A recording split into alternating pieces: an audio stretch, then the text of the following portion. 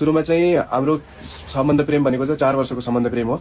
जबकि अब उसलाई मैले काठमाडौँमा 11-12 पढायो, त्यसपछि उसको चाहिँ 12 सकियो। अनि 12 सकिएपछि अब के गर्ने भन्दाखेरि अब त्यसपछि घरमा सबैले सल्लाह गरे, अनि उसको अनि मेरो अनि बुवाको त्रिपक्षीय सल्लाह भयो। अनि त्रिपक्षीय सल्लाह भएपछि अब हामीहरूले अनि अस्ट्रेलिया र अनि अमेरिकाको दुईटै तयारी गरौँ, जताको भिसा लाग्छ अनि ठिकै छ नि त भन्ने हिसाबले उता अस्ट्रेलियाको नि यता डकुमेन्टेसन गर्दै थिएँ, अनि उता युएसको पनि गर्दै थिएँ। अनि युएसको भिसा अनि लाग्यो, युएसको भिसा लागेपछि अनि ठिकै छ भनेर यता अब युएस नि राम्रै छ, भोलि गएर पढाइ अब युएस भनेको त नम्बर 1 हो पढाइमा त भन्ने कुरा। अब युएस भनेको त अब एजुकेसन सेक्टरमा राम्रै छ, भोलि गएर त्यहाँ पढेर आयो भने राम्रै फ्युचर हुन्छ भन्ने हिसाबले सबैको सहमति भएर अमेरिका पठाइयो।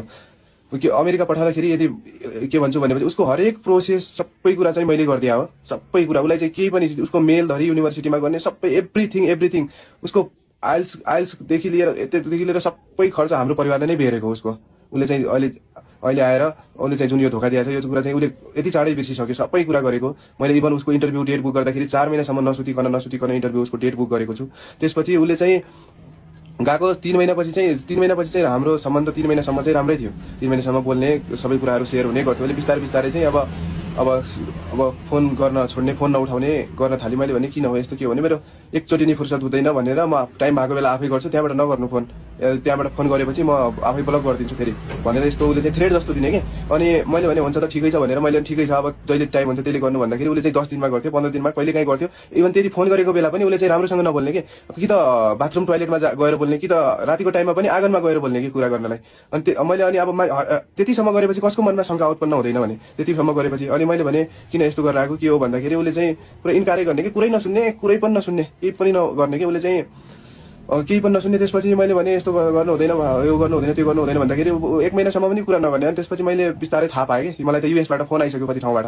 अनि भनिसक्यो अब सबै कुरा देखिसक्यो। उसको मेल त मसँग लगइन थियो नि त, त्यतिखेर युएसको प्रोसेस मैले गरिदिन्थ्यो। अब हरेक कुरा उसको लोकेसन चाहिँ देखिरहेछ कि त्यो पाकिस्तानी केटाको हरेक टाइम गएको लोकेसन देखिरहेछ। यो लोकेसन चाहिँ मलाई सोध्थ्यो काम गर्ने ठाउँको लोकेसन हो कि के हो सोचिरहेको थिएँ। जब मैले युएसबाट त्यो लोकेसन लगाएर पत्ता लगायो, त्यो लोकेसन चाहिँ फेरि त्यो पाकिस्तानीको लोकेसन रहेछ कि, हरेक टाइम त्यहाँ गइरहेको, म चाहिँ काममा गइरहेको कि के हो कि भनेर सोचिरहेको थिएँ। तर त्यस्तो अनि जब मैले यो कुरा उसलाई भने यस्तो किन गरेर के हो भनेपछि उसले चाहिँ पुरै टोटली त्यसपछि चाहिँ उसले चाहिँ कटअपै गरिदियो कि त्यसपछि चाहिँ कुराकानी। उसले चाहिँ कसले भने यस्तो नभएको कुरा या ऊ भन्दै थियो। फेरि भने म पत्याउन पनि पत्याउँथिनँ। अब कसैले अब उसको व्यवहारै देखिरहेछ, कसैले तेरो बुढी यस्तो गर्दैछ युएसमा उस्तो गर्दैछ भनेर म किन पत्याउँथेँ। जब उसको व्यवहारले त्यो देखाइरहेछ भने त म अभियसली मैले पत्याउने होइन, मसँग प्रुफ पनि आइसक्यो, सबै कुरा भइसक्यो, हरेक कुरा भइसक्यो। उसको त्यो जुन मोबाइल किनिदिएछ, वाचेसहरू किनिदिएछ, त्यो नयाँ लुगाहरू किनिदिएछ, सबै त्यो पाकिस्तानीले किनिदिएको, एभ्री कुरा पाकिस्तानीले किनिदिएको। मैले भनेको बरु गलत बाटो रोज्नुभन्दा कसैले अहिले युज गर्न खोजिरहेको हुनसक्छ, भोलि गएर दुःख पाइन्छ, आफ्नै परिवार नबिगाड, हाम्रो के हुन्छ भोलि गएर भविष्य खराब हुन्छ, दुइटैको आफ्नो पनि खराब हुन्छ, मेरो पनि खराब हुन्छ, यस्तो नगर भन्दाखेरि चाहिँ उसले चाहिँ भन्ने कि के भविष्यमा त अमेरिका पुगिसक्यो, नेपाल कहिले नि फर्किँदैन, के भविष्य नेपाली लाइफ त मलाई मनै पर्दैन। नेपाललाई यति घृणा, नेपाललाई यति उसलाई नेपाली हुनुमा उसलाई चाहिँ गिल्टी फिल भएको जस्तो कुरा गर्ने क्या पुरै।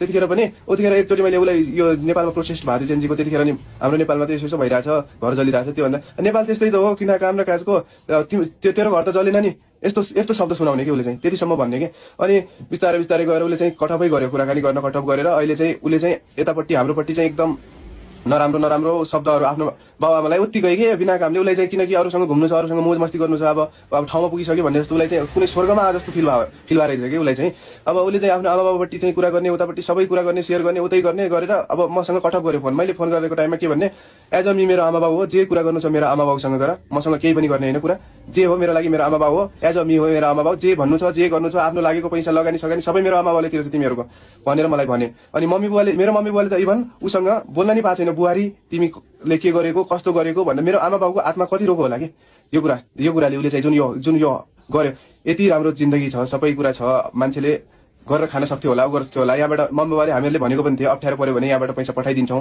यदि सकेनै भने पनि बस्नै मन छैन भनेपछि नेपाल आऊ, नेपालमै गर, यहीँ पढ्दा पनि भइहाल्छ भनेको। उसले चाहिँ सुन्दै पैसा रिटर्न गरिदिने भनेर भनेको। अनि अर्को कुरा चाहिँ हाम्रो पैसा यति लागेको उति लागेको भनेर भन्नुभएको छ यता युएस पठाउँदाखेरि। त्यो कुरामा पनि म के भन्न चाहन्छु, मेरो बुवाले पनि आधी पैसा लगाउनु भएको थियो, आधी पैसा मेरो बाबाले पनि दिनुभएको थियो, सो हेल्प गर्नुभएको थियो हामीलाई। अनि त्यही भएर अनि मेरो बुवाले चाहिँ हामीहरूले दुईजना परिवार बसेर मिलेर चाहिँ अनि हामीले के भनेको थियौँ भन्दाखेरि सल्लाह गरेको थियौँ पैसा चाहिँ अनि दिने भनेर भन्नुभएको थियो। अनि अर्को कुरा के भन्दाखेरि चाहिँ मसँगै मेरो फोटोहरूसँगै अनि पछि अर्को त्यो केटाको पनि फोटोहरू हजुरहरूले लाएर जे पाए त्यही अनि उसको बारेमा पनि भन्नुभएको छ गर्नुभएको छ। उसलाई मैले चिनेको छु, मेरो साथी हो। अब अमेरिकामा कोही बसिराख्नु भएको छ, यो भिडियो हेरिराख्नु भएको छ भनेपछि उहाँहरूलाई थाहा होला युएसमा आएर कस्तो हुन्छ, को मान्छे कतिखेर काम लाग्छ भन्ने कसैलाई पनि थाहा हुँदैन। हेल्प सबैको चाहिन्छ, सबैसँग राम्रोसँग बोल्न पर्छ, मिलेर बस्नुपर्छ, त्यो त्यसमा केही ठुलो कुरा भएन। हेल्प जसलाई पनि जतिखेर पनि चाहिन सक्छ, हुन सक्छ। अनि सबैतिर मैले देखेको के भन्दाखेरि एउटा त्यो स्क्रिनशट छ जुनमा चाहिँ त्यो केटाले चाहिँ मलाई $1000 चाहिँ पठाएको छ। त्यो के हो कुरा भन्दाखेरि म भन्छु, मेरो कलेजको फी तिर्नुपर्ने थियो, मलाई गाह्रो भएको थियो अनि मैले उसँग चाहिँ सापट्टि मागेर, मलाई त्यतिखेर अर्जेन्टली चाहिएको थियो, मैले उसँग सापट्टि मागेर अनि उसले मलाई मेरो अकाउन्टमा पैसा पठाएको अनि उसलाई मैले भोलिपल्ट नै क्यास पैसा उसलाई मैले $1000 उसले मलाई पठायो, $1000 नै मैले उसलाई क्यास दिएको। त्यो हो रियालिटी चाहिँ। अनि हजुरहरूले त्यो एउटा त्यो स्क्रिनशट देख्ने बित्तिकै गर्ने बित्तिकै अनि त्यो जे पाए त्यही बोल्न गर्न पाउँछ अनि त्यसरी।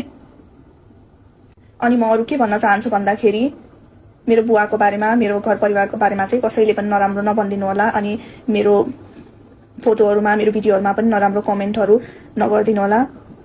अनि यो सबै उसले किन गर्दैछ, मलाई किन अहिले बदनाम गरिरहेको छ, बेइज्जत किन गरिरहेको छ भन्दाखेरि चाहिँ उसले चाहिँ मेरो फ्यामिलीसँग मसँग 2 करोडको डिमान्ड गरेको थियो पैसाको लागि। अनि जो कि हामीले त्यति धेरै पैसा हामी दिन सक्दैनौँ, गर्न सक्दैनौँ भनेर भन्यौँ। अनि त्यसपछि चाहिँ आएर उसले यस्तो गरेको। पहिला चाहिँ 2 करोडको डिमान्ड गरेको थियो अनि केही समयपछि चाहिँ उसले अनि हाम्रो लागेको पैसा दिनु भनेर भनेको थियो। अनि त्यही अनुसारले हामीले उसलाई 20 लाख रुपियाँ उसको लागेको जति पैसा थियो अनि त्यो सबै दिने भनेर भनेको थियौँ हामीले। कसैको पैसा खाने गर्ने भनेको छैन पहिलो कुरा चाहिँ। अनि मेरो बुवाले चाहिँ के भन्नुभयो भन्दाखेरि चाहिँ हामी पैसा दिन्छौँ तर सबै कुरा भयो भनेपछि कोर्टमा जजको अगाडि नै सबै कुरा दिन्छौँ भनेपछि पैसाहरू क्यास दिए पनि चेकमा दिए पनि उही अगाडिमै नै अदालतमा गएर नै दिन्छौँ भनिसकेपछि उसले नमानेपछि नै मलाई अहिले नै पैसा चाहिन्छ, मलाई आज नै मेरो अकाउन्टमा पैसा पठाउनु, मलाई क्यास चाहिन्छ भनेर गरिसकेपछि अनि जो कि मेरो बुवाले मान्नु भएन। उसले के चाहेको थियो भन्दाखेरि चाहिँ पैसा अगाडि नै लिने अनि त्यसपछि चाहिँ मलाई सधैँभरि फेरि डिभोर्स पनि नदिएर मेन्टली यसरी टर्चर दिइराख्ने, उसको त्यही नै थियो मोटिभ चाहिँ। त्यही भएर उसले यो सबै गरिरहेको छ, मलाई बेइज्जत गर्नलाई, बदनाम गर्नलाई यस्तो सबै गरिरहेको हो। अब म हजुरहरूलाई धेरै केही भन्न चाहदिनँ। प्लिज अब मेरो बारेमा त्यस्तो नराम्रो भिडियोहरू, मेरो परिवारको बारेमा, मेरो बारेमा कसैले पनि नराम्रो नसोचिदिनु होला। हजुरहरूलाई धेरै कुराहरू थाहा छैन, रियालिटी थाहा हुँदैन। हाम्रो बिचमा 4 वर्षको